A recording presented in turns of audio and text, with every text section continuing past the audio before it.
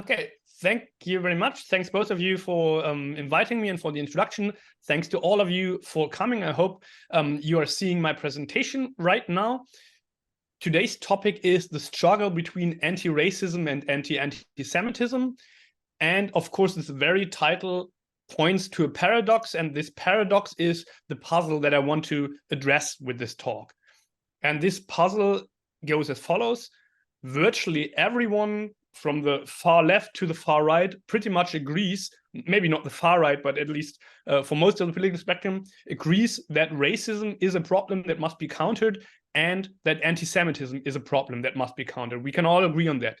Yet, there are frequent and intense public conflicts between those who focus on the struggle against racism and those who focus on the struggle on anti-Semitism. And the question I want to address today is why? And if I say this in general terms here, this of course is very much tailored towards the German public debates, which are quite specific, as I am aware. So it might be that some of you who are not familiar with the German public sphere are more puzzled than we Germans are ourselves, but it is a thing here. And I just want to give a few brief examples that you might or might not be familiar with. First, there are big conflicts about the politics of remembrance, which often are around the question whether there is a singularity or an unprecedentedness of the Holocaust and how it is comparable to other mass crimes in human history. And particularly in the last couple of years, there were debates about a paper by Dirk Moses. And the question is always, does comparing trivialize the Holocaust, or does the emphasis on singularity trivialize or degrade other big crimes? And this is something that the German public sphere often fights about. Then there are debates on racism where the same camps are pitted against one another once more. On the one hand, there are those who say, well, Islamism or jihadism is an ideology that is somewhat similar to National Socialism and it has to be fought, and this is totalitarianism, while others say, well, this whole discourse on Islamism is full of racist tropes, of Orientalist tropes on dangerous Muslim others, and this is itself racism. This is closely tied to debates on anti-Semitism among Muslims in Germany or in Europe, which we have similar discussions. On the one hand, there are those who argue that there are specific forms of anti-Semitism that are prevalent among Muslims in Europe that are not only, that these groups do not only score higher when it comes to prevalence of anti-Semitic attitudes, but that they also hold very specific anti-Semitic worldviews that differ from those on the political left or on the German nationalist right, for example. And this is the one side. The other side, once again, argues, well, always focusing on the anti-Semitism of Muslims, this is only whitewashing the rest of society, and this is also part of a racist discourse on dangerous Muslims and others. And these discussions are particularly heated when it comes to demonstrations, and there were, particularly among the left, big discussions on the prohibition of certain pro-Palestinian demonstrations in Berlin in the last couple of years. Then this all, of course, is mirrored in discourses on the conflict between Israel and Palestine, where one side argues, well, there we have a state of Holocaust survivors fighting against anti-Semitism. On the other hand, we have those who argue, well, this is a racist post-colonial occupation regime, and this leads to very different perspectives, obviously, into conflict. And then we have, more specifically in Germany in the last couple of years, debates on the position vis-a-vis the BDS movement, so the movement for boycott, divestment, and sanctions against Israel and its elite supporters. And there are those who say everyone who subscribes to this movement should be maybe even banned from public funding, at least, or from speaking in publicly funded venues, while others say, no, we should not do this. This is racism against speakers from other countries, and these debates were most intensely fought in the last couple of years over 𝗱cie𝗰𝘂𝗺𝗂𝗺's presentation, which could not take place due to the pandemic, at the Ruhr-Triennale, which is an art festival in the Ruhrgebiet in Western Germany, and then once more around the documenta, which is another art exhibition in Kassel. So this is particularly important in the cultural scene. And my suggestion for understanding these conflicts is that we should conceptualize the public debate in Germany as being honed by two distinct political theoretical projects that can be referred to as anti-racism and anti-Semitism. So we have on the one side the project of anti-racism, on the other hand, the project of anti-Antisemitism. And both of these projects are emancipatory projects, though they aim at criticizing social domination and strive for a society of free and equal individuals. And both of them also have a high degree of internal consistency. If you look at how do they argue consistently, and both of them also present empirical evidence for the cases. However, they differ quite strongly in their political, socio-political background, as well as in their theoretical references. And because of these differences, they come up with fundamentally different political analysis, and this pits them against one another in the public sphere. And what is different between these conflicts and, let's say, the conflicts about anti-Semitism in the late 19th century is that we have here two progressive camps who understand themselves as being progressive, being liberals, or being on the left, while in the 19th century we had the conservative right against the liberals and the leftists on the other side, and they fought about anti-Semitism. And now on both sides we have emancipatory progressive projects, and this is also why this is also puzzling and why these debates are intensive in another kind of way, because we are supposed to agree. So what I want to do now, I just go through this idea of putting these two projects against one another.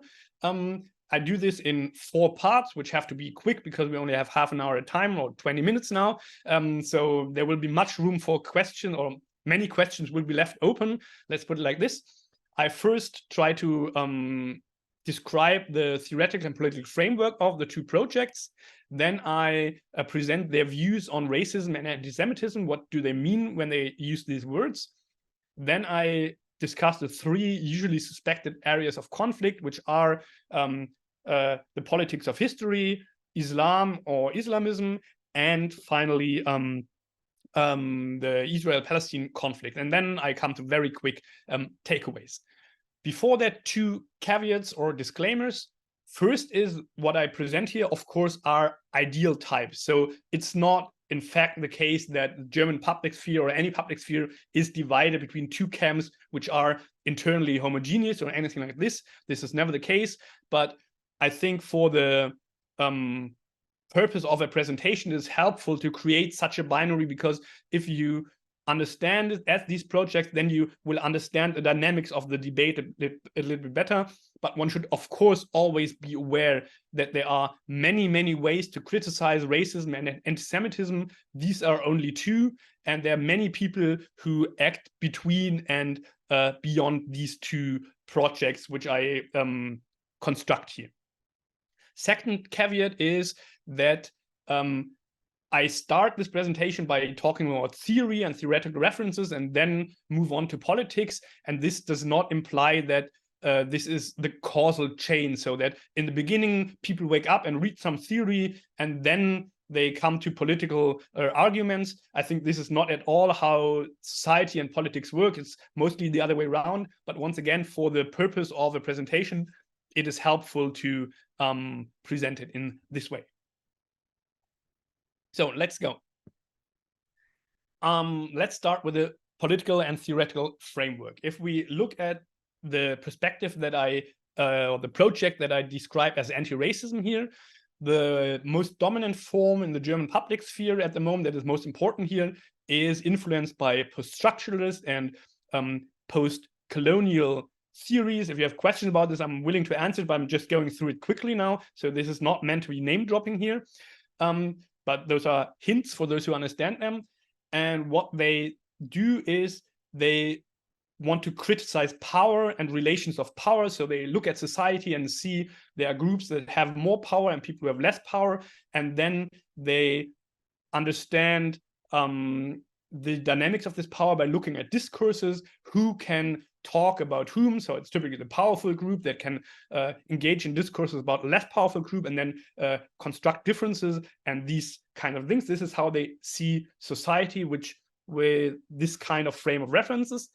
And if they look at the history of the modern world, they most look at it in a rather negative way. Not that they say it's all bad, but in the way that they don't want to give confessions to how great modernity is. Rather, they focus on the exclusions and the power dynamics that it brings about. The project that I describe as anti-Antisemitism, on the other hand, has a different frame of references. This is rather the critical theory of the Frankfurt School. And this means they also have a stronger focus on social psychology. So it's not so much the power relations between people that's in their focus, but it's rather the social psychology, meaning how do the individual subjects that live in society process the social relations, and what kind of interpretations of the world do they come up with. And if these interpretations of the world are somewhat irrational and are able to support current forms of social domination, then they're referred to ideology. And this is what they want to look at forms of ideology that interpret the modern way in a way that the modern world in a way that will legitimize relations of domination. If they look at the history of modernity, they don't only focus on negative aspects, rather they have a more dialectical view, if you allow for this very imprecise term here, which means they say, well, if we look at the last 500 years, we have the idea of human rights, the idea of self-determination, the idea of liberalism. Those are all very, very good ideas, but somehow they are realized in a way that is not optimal in national state with capitalism and all this. And therefore, there's always the moment of regression in modernity, and this is where it gets dangerous. This was the most abstract part. Now I'm going to be a little bit more concrete. Next step is how to do these two perspectives or these two projects look at politics. And as I said, they are both projects that are roughly on the left. So when they think about politics, they think about solidarity and who should we be solidaric with.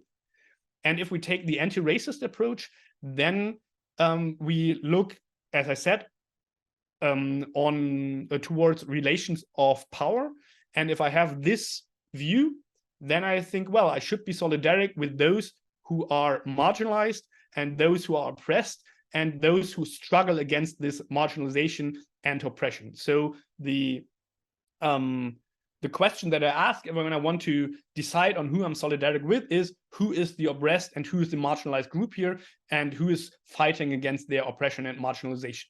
And then I look through the world where the oppressed people are and try to be solidaric with them. The anti-Antisemitic project looks at politics a different way because they have this stronger normative idea of what progress and what emancipation is, which is related to ideas of human rights, of the tradition of enlightenment. So when they decide on who to be solidaric with, they ask, well, who is here fighting for defending the achievements of modernity or enhancing the achievements of modernity, and who pursues what they see as regressive ideologies, which means collectivistic ideologies that are against individual freedom, and so on and so on. So you could, in a very brief way, say the first are thinking more about equality, and the latter are thinking more about individual liberty, if you will, very briefly.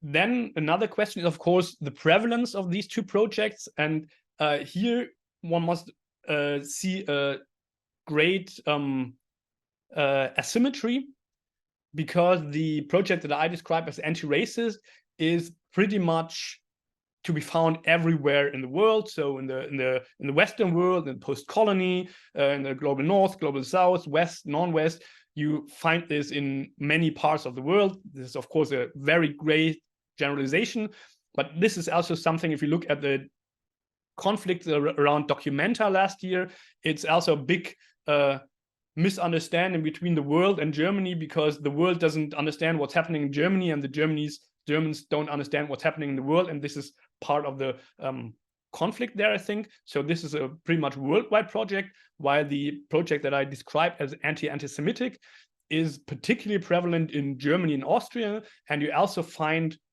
different forms of it, and to a lesser extent and in different way in Israel, in the US, and in other countries.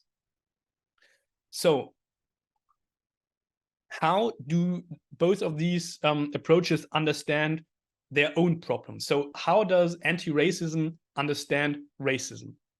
Well, as I said before, they look at structures of social domination, and hence they understand racism as a structure of social domination that produces inequality between human groups and is constituted through discourse. So they if they think about racism, they don't think that much about what do people think in their heads. They think about, okay, what are the power relations in society and what groups can exercise power over whom? And then very broadly speaking, you could say, well, white people have more powerful positions than people of color. And then we have a lot of discourses on the way that Black people are, Muslims are, and these discourses then legitimize the relations of power, and this results in German white people having better chances on the job market and on the housing market, for example, and so life chances are distributed unequally, and then you have this all on a very global scale, and you also have it on a more regional, national scale as well. So what they look at are structures of domination, and they see racism as a structure of social domination. The approach that I describe as anti-Antisemitism, however, they look at antisemitism not as a structure of domination, but rather as a specific worldview that is ideological and that is a certain ideological interpretation of the modern world. So they argue that the modern world is marked by the fact that we are all formally totally free and equal, but materially in our everyday life, we are not free. We have to get up early in the morning, be on the job in time, and experience all kinds of social dominations. But we cannot say, well, this guy is responsible or that guy is responsible, but those are abstract institutions that are responsible. And what the anti-Semitic worldview does is it gives you names and address of the people who are responsible. So it misinterprets the abstract forms of the modern world by giving concrete evildoers behind everything. And because it does this, and this is something that's important to the anti-Antisemitic position, is something specific to anti-Semitism that is not to be found in this way in other forms of racism. And because anti-Semites see Jewish deeds behind everything evil, they aim at total annihilation in the end, which is something that is specific according to this position. Of course, both of them also have a view at the other phenomenon, and here they see somewhat inferior mirror image of their own problem. So if anti-racism looks at anti-Semitism, they also search for structures of dominance, and then they say, well, it is there, was there, and then you have some variants of anti-racism that say, well, this is actually a problem of the past right now. You find this in parts of the Latin American decolonial critique, which argue, well, in the 19th century, this was a problem. Today, it's not really there anymore. Jews don't have worse chances on the labor market or the housing market. They are white now. The Anti-Antisemitic project has a view on racism that is also honed by their perspective, looking at ideologies and worldview. So they once again say this is an ideological worldview.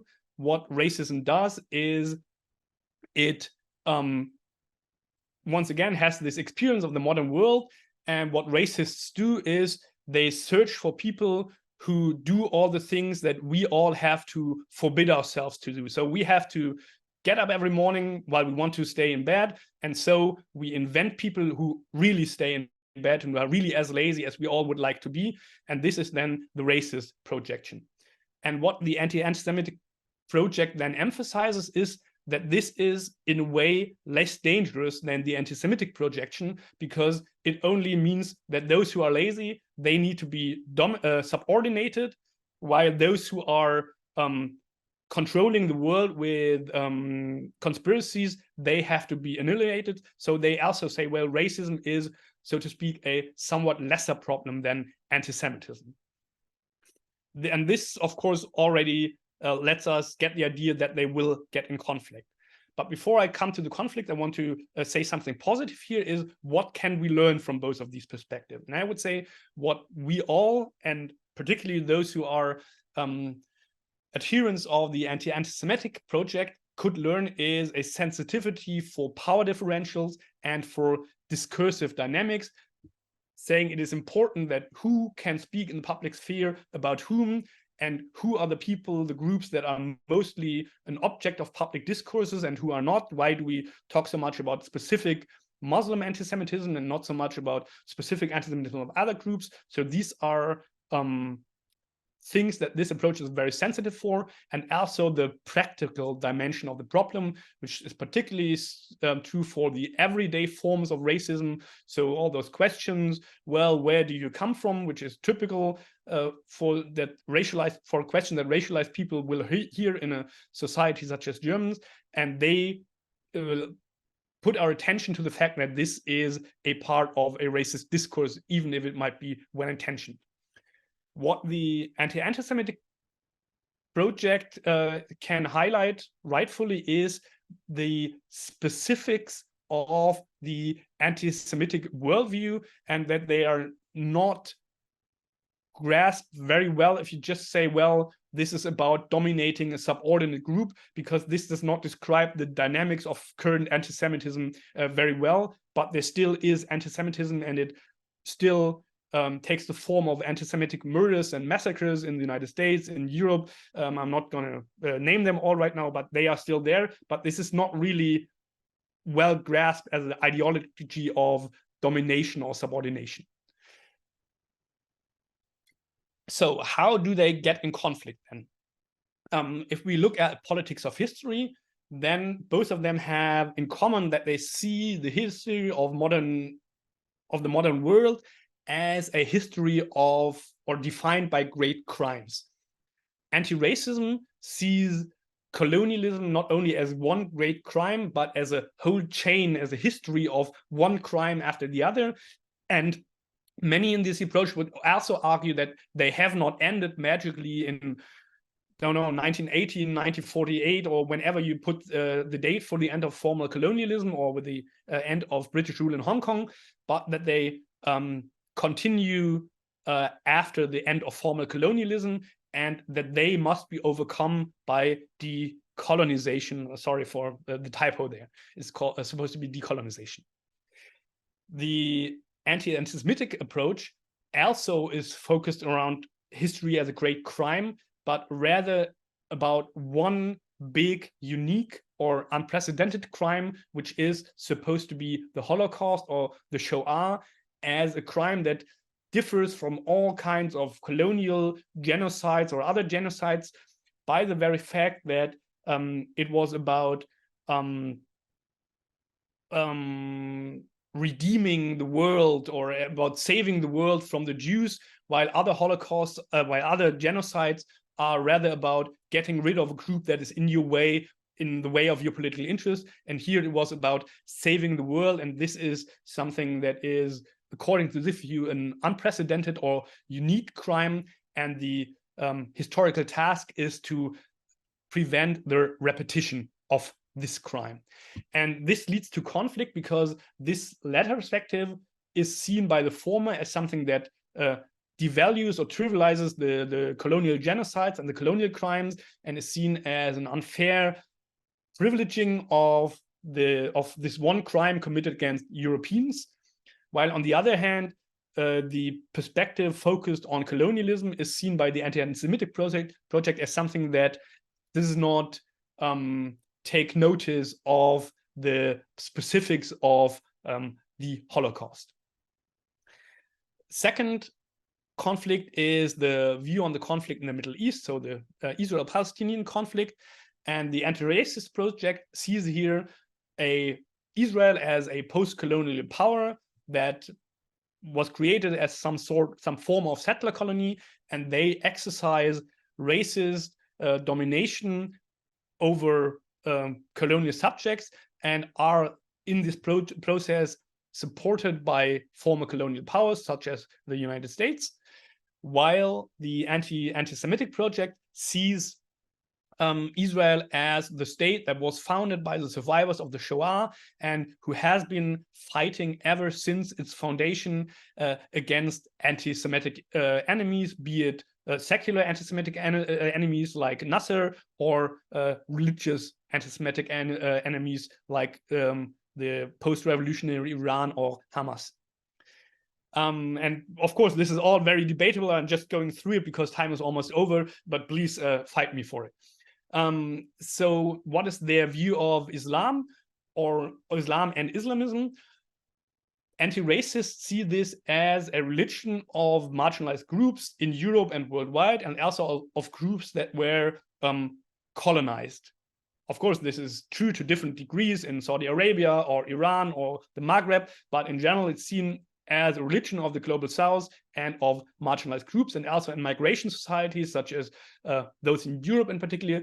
This is also a religion of racialized and marginalized groups, and so discourses on Islam are often seen as racist, racializing discourses.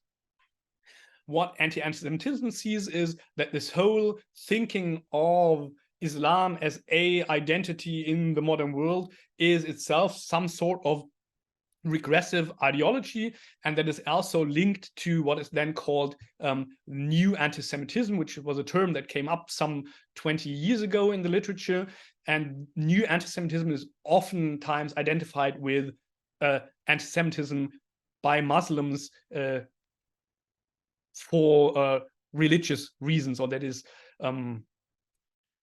impregnated with religion, if you will.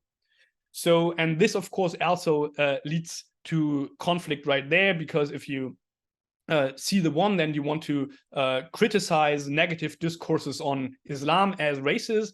And if you are on the right side, or in this table, not politically the right side, on the right side in this table, then you would say, well, we should have critical discourses about the practices, religious practices and discourses of Muslims, because there's anti-Semitism right there, and we should talk about this.